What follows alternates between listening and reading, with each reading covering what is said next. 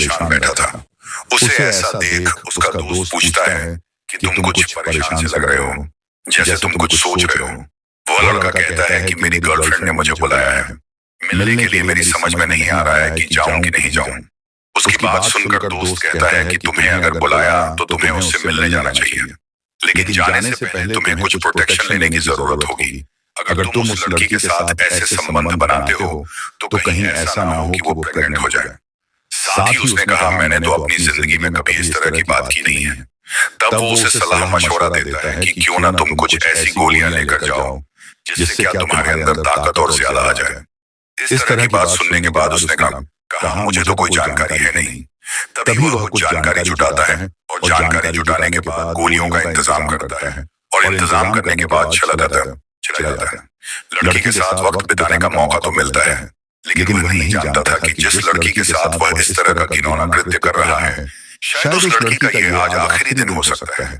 क्योंकि उस लड़की के साथ जब उसने यह सब किया, उस लड़की की तबीयत इतनी ज्यादा खराब हो जाती है और तबीयत इतनी बिगड़ जाती जिससे लड़की की मौत हो जाती है।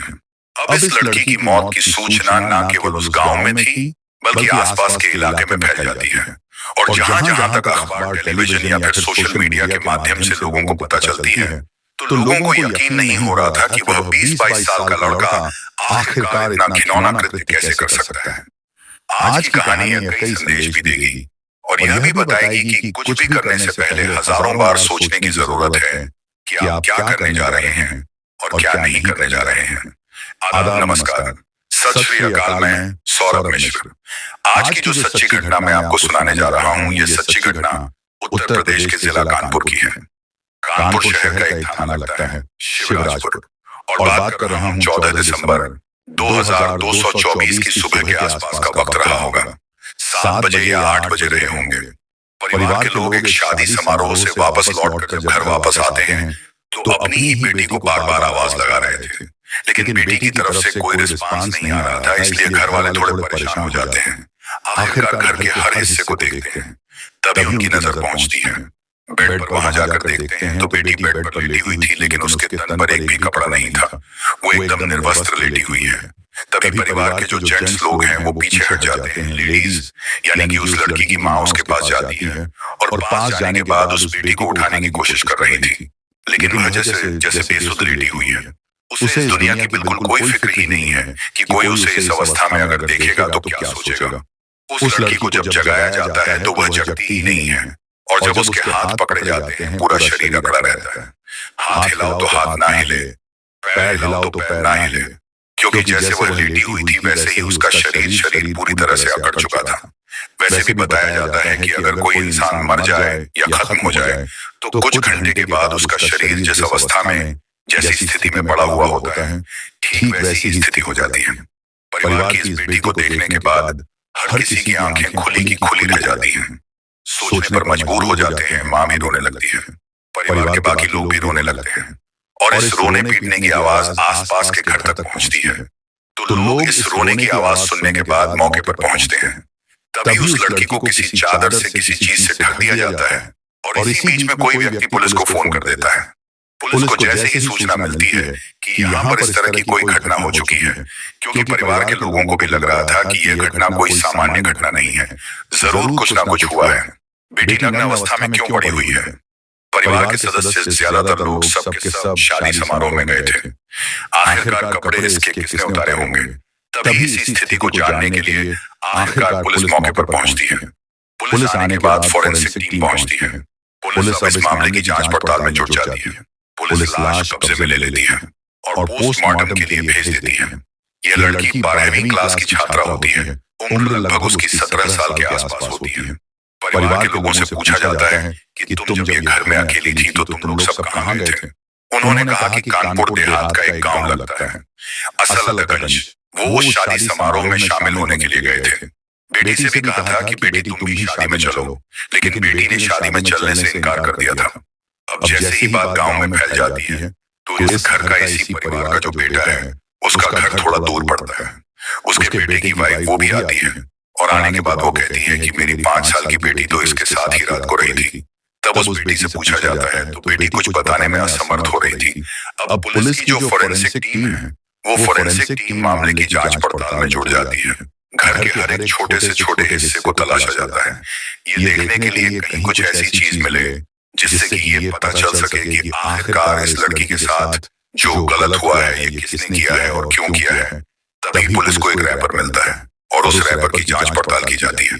तो पता चलता है कि वो रैपर एक गोलियों का रैपर है और उसमें जो गोलियां आती हैं वो किसी भी व्यक्ति की सेक्स पावर को बढ़ाने के काम आती हैं। इस तरह की गोलियां पुलिस वालों को बड़ा आश्चर्य में डाल देती हैं।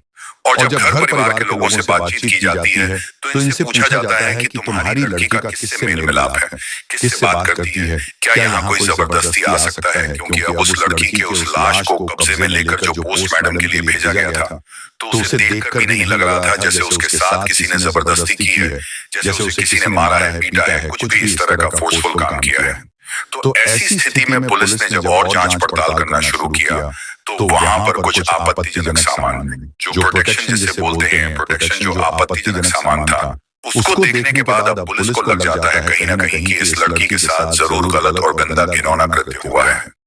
5 साल की बच्ची से जब प्यार से दुलार से पूछा जाता है कि बेटा तुमने किसी को आते जाते देखा है, तब उसने कहा था कि हाँ मैंने एक लड़के को देखा है। 5 साल की वो बच्ची बता देती है कि एक लड़के कौन है, कहां से आए हैं, इसके बारे में कोई जानकारी नहीं थी। तभी पुलिस उस लड़की के जो मोबाइल नंबर होता है उसे सर्विलांस पर लगाया जाता है। साथ ही उस लड़की के जिसने वो मोबाइल यूज किया था CDR यानी कॉल डाटा रिकॉर्ड निकलवाया जाता है। और कॉल डाटा रिकॉर्ड निकलवाने के बाद पता चलता है कि इस घर से, इस गांव से लगभग 20 किलोमीटर की दूरी पर एक गांव लगता है जिसका नाम है नेवादा। और नेवादा का रहने वाला एक लड़का होता है जिसका नाम कुलदीप कुमार उर्फ शोभित होता है।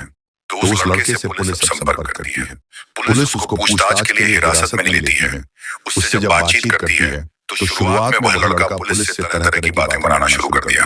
लेकिन पुलिस ने जब उस लड़के से अपनी तरह से पूछताछ करना शुरू किया है तब उसने चौंकाने वाली बात बताना शुरू कर दिया। तब वो कहता है कि इस लड़की से उसकी मुलाकात सोशल मीडिया के माध्यम से हुई थी। वह लड़की मुझसे कहती है कि आज अकेली हूँ, तुम मुझसे मिलने आ जाओ। और मैं उससे रात के 8:30 के आसपास मिलने जाता हूँ। आने के बाद उस लड़की के साथ वह संबंध बनाने के लिए जो पहले से उसके दिमाग में खुरापात चल रही थी, वह गोलियां खाता है, प्रोटेक्शन लेता है और उसके बाद उसके साथ वो शारीरिक संबंध बना रहा था। लगभग 8:30 से कहानी शुरू होती है और सुबह के लगभग 3:55 का वक्त हो जाता है। लेकिन इस 7 घंटे के अंतराल में उस लड़की के ऊपर कोई कपड़े नहीं थे। हालांकि इस बीच में उस लड़की को ठंड जरूर लगी थी। जब ठंड लगी तो चूल्हे पर आग जलाई जाती है ताकि उसे तपाया जा सके। लेकिन इसके बावजूद भी उसने उसको कपड़े नहीं पहनने दिए और उसके साथ वह ऐसे ही गंदा और घिनौना कृत्य करता रहता है। उन गोलियों के असर की वजह से काफी देर तक ऐसे ही करता रहा और कब न जाने उस लड़की की तबीयत इतनी ज्यादा खराब हो जाती है, लड़का समझ नहीं पाता। वो लड़की बेड पर लेट जाती है। वो शायद उसने आराम करने की कोशिश की होगी, कुछ भी बोला होगा, लेकिन वो लड़का ये समझ नहीं पा रहा था कि आखिरकार मैं करूं तो क्या करूं, कैसे इसे राहत दूं, क्या किसी को आसपास के लोगों को बुलाया जाए या फिर कोई भी मदद मांगी जाए। उसने इस तरह की कोई जो भी समस्याएं उत्पन्न हो रही थी उनसे निकलने के लिए कोई रास्ता नहीं खोजा, बल्कि उसने खोजा ये कि किसी तरकीब से वो अपने घर भाग कर चला जाएगा और भाग जाएगा तो शायद किसी को इस बात का एहसास भी नहीं होगा। वो घर भाग जाता है। भागने के बाद अगले ही दिन जब 14 दिसंबर 2024 के दोपहर 12 बजे के आसपास का वक्त होता है और ये सूचना सोशल मीडिया पर बहुत तेजी के साथ वायरल होने लगती है कि पास का ही एक गांव लगता है और गांव में एक लड़की है। रात उसके परिवार के लोग शादी समारोह में गए थे और लड़की की मौत हो जाती है। मौत की ये खबर उस लड़के को मिलती है तो उसे लग ही रहा था कि हो ना हो पुलिस उससे हर हाल में गिरफ्तार कर ही लेगी। आखिरकार 17 दिसंबर 2022 को पुलिस ने जब इस घटनाक्रम का खुलासा किया तो उसे ये बात आई कि बात सहमति से उसके साथ उसने शारीरिक संबंध बनाए थे। 2 बार संबंध बनाए थे, इसलिए इसमें कुछ होना नहीं चाहिए। लेकिन वह नहीं जानता था कि पुलिस इस मामले में जो बयान देती है वो वाकई बड़ा शानदार बयान देती है। भले ही यह सहमति से था, लेकिन लड़की की उम्र नाबालिग थी, यानी कि उसकी की उम्र 18 साल। अभी उम्र कंप्लीट नहीं हुई थी, इसलिए इस पर रेप की धाराएं लगाई जाती हैं। साथ ही उस पर पोक्सो एक्ट भी लगाया जाता है। लड़के को गिरफ्तार कर लिया जाता है और गिरफ्तार करने के बाद उसको जेल भेज दिया जाता है। जहां जहां तक ये खबर फैलती है वहां वहां तक लोगों को यकीन नहीं हो रहा था कि आखिरकार वो 17 साल की लड़की जो कक्षा 12 में पढ़ रही थी, उसको अपने करियर के बारे में सोचना चाहिए था। वो कहाँ इस सोशल मीडिया के झमेले में पड़ने के बाद एक लड़के से दोस्ती कर बैठती है, और दोस्ती भी कुछ इस तरह की, जब घर में कोई नहीं होगा उस वक्त वो किसी को अपने पास बुलाएगी और उसके साथ इस तरह होगा जो होता है वो वाकई वो भयानक होता है।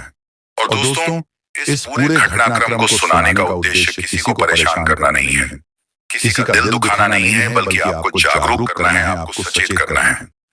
इसी के साथ अब आपसे विदा लेना चाहता हूँ। कल फिर मिलेंगे एक नई स्टोरी के साथ। तब तक स्वस्थ रहें, मस्त रहें और अपने परिवार का ख्याल रखें। जय